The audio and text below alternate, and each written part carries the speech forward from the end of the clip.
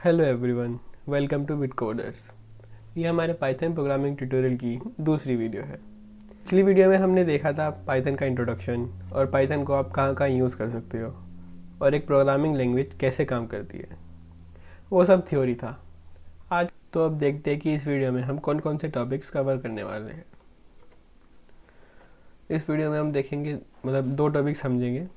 पहला है कीवर्ड्स क्या होते हैं और नेक्स्ट हम देखेंगे कि आइडेंटिफायर्स क्या होते हैं। तो लेट्स गेट स्टार्टेड। तो मैं जो भी समझाऊंगा आपको वो IDLE पे समझाऊंगा।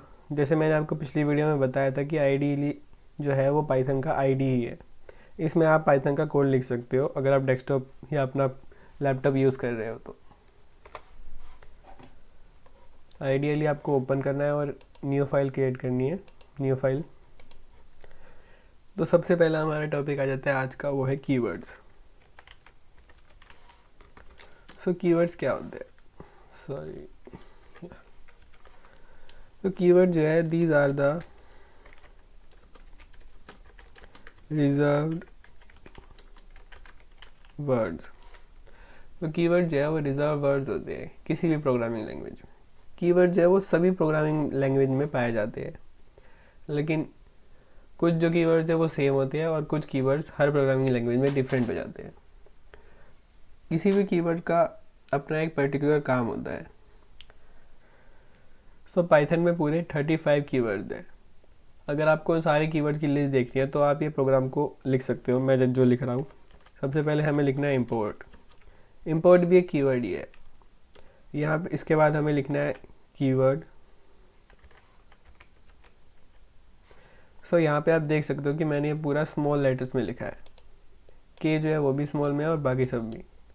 तो आपको भी ये सब, मतलब पूरा कीवर्ड जो है वो स्मॉल लेटर्स में लिखना है। तो पाइथन जो है वो केस सेंसिटिव लैंग्वेज है। अब केस सेंसिटिव लैंग्वेज का मतलब होता है कि अगर यहाँ पे आपने कोई, सपोज करो अगर आप दो वेरिएबल बना रहे हो, NAME और NAME, यहाँ पे पाइथन जो है वो इन दोनों को डिफरेंट ट्रीट करेगा। इसका n बड़ा है, n कैपिटल में है, और इसका n जो है वो स्मॉल में है। तो इन दोनों वेरिएबल को पाइथन जो है वो एक डिफरेंट वेरिएबल की तरह ट्रीट करेगा। तो आपको भी ध्यान रखना होगा कि अगर आप कोई वेरिएबल में छोटा k लिख रहे हो तो वो आपको हर जगह जो k है उसको स्मॉल में यूज़ करना है। सो हमने इंपोर्ट करा कीवर्ड। अब कीवर्ड जो है वो एक मॉड्यूल है जो कि पाइथन ही हमें देता है साथ में, यानी कि जब आप पाइथन डाउनलोड करिए तो उसी के साथ में एक मॉड्यूल आया है कीवर्ड। इसी का यूज़ करके हम प्रिंट करेंगे। सबसे पहले आपको प्रिंट लिखना है और प्रिंट के अंदर आपको लिखना है कीवर्ड। ये यही वेरिएबल है जो हमने यहाँ पे यूज़ करा है, कीवर्ड। देन आप एक डॉट लगाएंगे।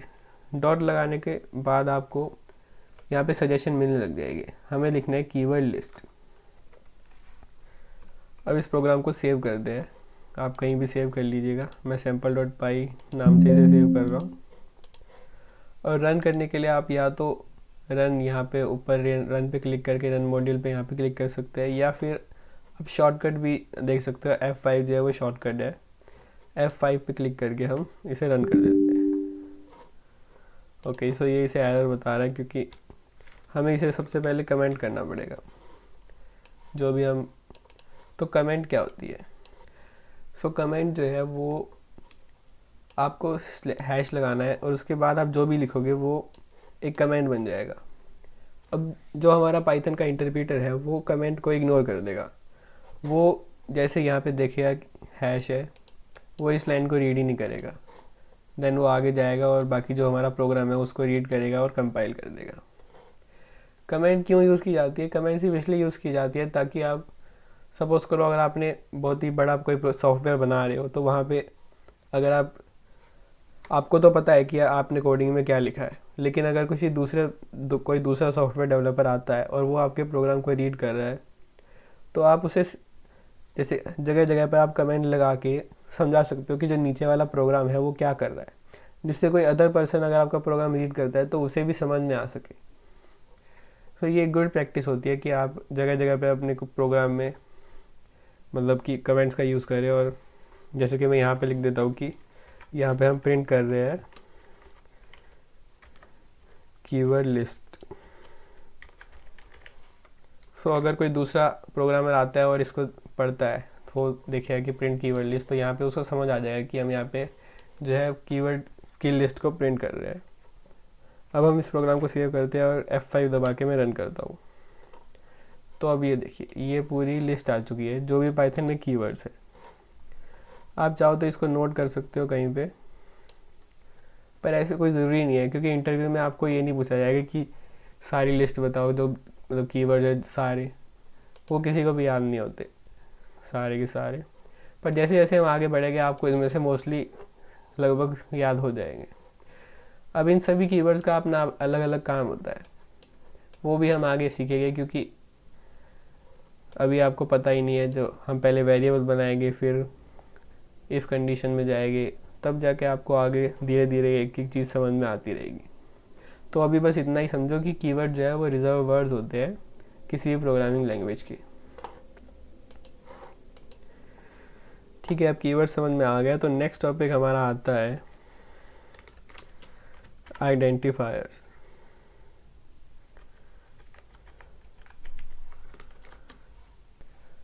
अब नेक्स्ट टॉपिक है आइडेंटिफायर। सो आइडेंटिफायर जो है वो it is a name of an entity like variables, functions,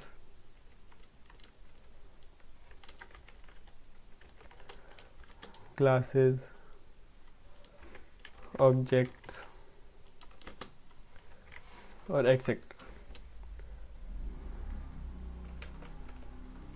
इसे भी कमेंट कर देते हैं। तो आइडेंटिफायर जो है वो किसी भी एंटिटी का नेम होता है। तो वेरिएबल, अगर आप कोई भी वेरिएबल बना रहे हैं तो उसको एक नेम आपको असाइन करना होता है, जिससे आप उसे अपने पूरे प्रोग्राम में यूज़ कर सकते हैं। तो ऐसे ही हम फंक्शन का एक नेम डिक्लेयर करते हैं, क्लास का, ऑब्जेक्ट्स का, और भी अगर आगे कुछ हम जैसे मॉड्यूल्स बनाते हैं उनका भी हमें एक नेम असाइन करना होता है। अब किसी भी चीज़ का आप नेम असाइन कर रहे हो तो उसके लिए भी कुछ रूल्स है। ऐसा नहीं है कि आप कुछ भी 1 2 3 4 उसका नाम लिख दोगे, उसके लिए कुछ 4 रूल है। तो सबसे पहला रूल है we can't use any keyword as identifier. तो पहला रूल कहता है कि हम किसी भी मतलब अगर आप किसी वेरिएबल का नेम लिख रहे हो तो वो उसमें कीवर्ड नहीं यूज़ कर सकते आप। यानी कि जैसे कि हमने पहले देखा कि जो कीवर्ड की लिस्ट है उसमें ट्रू, फॉल्स, इंपोर्ट, एक्सपोर्ट ऐसे ऐसे कीवर्ड्स है। तो इनमें से आप किसी भी कीवर्ड का यूज़ करके उसका नाम, एक वेरिएबल का नाम नहीं लिख सकते। दूसरा आता है, दूसरा पॉइंट है, दूसरा रूल है we can't use digits or numbers as prefix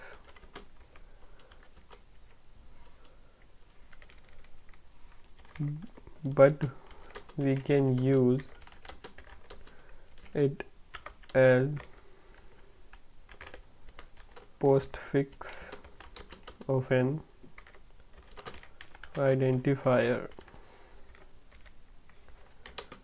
so second point है कि हम कोई डिजिट का यूज़ नहीं कर सकते, डिजिट या नंबर, और वो प्रीफिक्स के यानी कि स्टार्टिंग में नंबर का यूज़ नहीं कर सकते, लेकिन किसी वेरिएबल के लास्ट में हम नंबर का यूज़ कर सकते हैं। सो फॉर एग्जांपल मैं इसका बताता हूँ आपको। सो हम 2 वेरिएबल लेते हैं, समझ लीजिए 1 2 3 एंड नेम। सो यहाँ पे हम यूज़ कर, और दूसरा एक एग्जांपल ले लेता हूँ।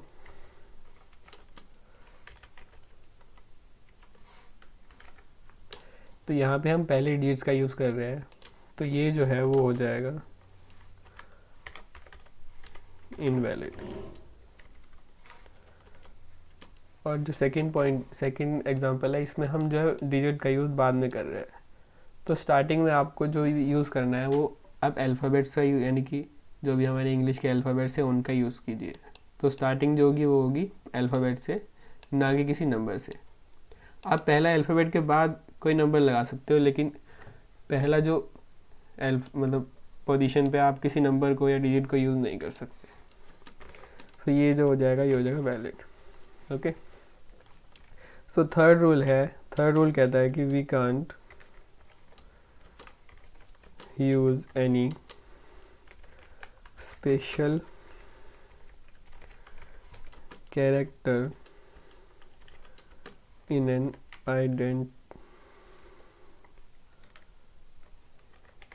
identifier except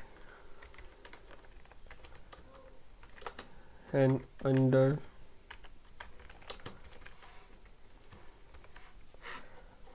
तो थर्ड रूल कहता है कि हम आइडेंटिफायर में किसी स्पेशल कैरेक्टर को यूज़ नहीं कर सकते। तो स्पेशल कैरेक्टर जैसे कि exclamation mark, @ hash, dollar symbol, modulus, ये जो भी हमारे बाकी के स्पेशल कैरेक्टर्स हैं इन सब का यूज़ नहीं कर सकते।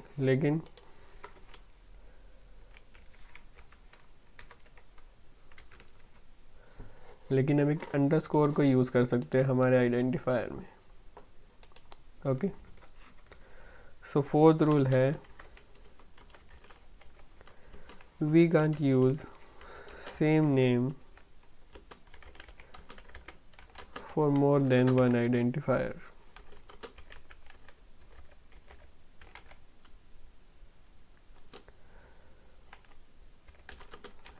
in a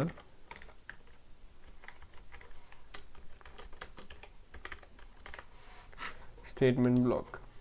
मतलब आप किसी एक स्टेटमेंट ब्लॉक में, अब ये स्टेटमेंट ब्लॉक क्या है, यानी कि समझ लीजिए कि ये हमारी एक पूरी फाइल है, ये स्टेटमेंट ब्लॉक है हमारा।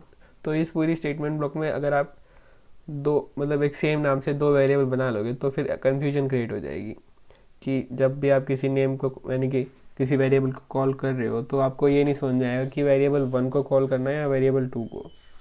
तो इसीलिए ये आप ऐसा नहीं कर सकते, ठीक है। और यहाँ पे जो मैंने आपको बताया कि स्टार्टिंग में सिर्फ अल्फ़ाबेट का यूज़ कर सकते हो, तो अल्फ़ाबेट की जगह आप हमने यहाँ पे देखा कि अंडरस्कोर भी अलाउड है, पर कोई स्पेशल कैरेक्टर अलाउड नहीं है, सिर्फ अंडरस्कोर। सो अंडरस्कोर से भी आप जो है नेम को स्टार्ट कर सकते हो और उसके बाद 1 2 3 4 कुछ भी लगाना चाहते हो तो ये भी वैलिड ही होएगा। ओके, सो ये जो थे हमारे आइडेंटिफायर के रूल थे 4। तो अब आप समझ गए होंगे कि आइडेंटिफायर का जो भी नाम आपको लिखना है किसी वेरिएबल का, तो वो आप कैसे लिख सकते हो। तो आज की वीडियो में बस इतना ही। अब मैं आपको नेक्स्ट वीडियो में बाकी आगे के टॉपिक समझाऊंगा। तब तक के लिए बाय बाय।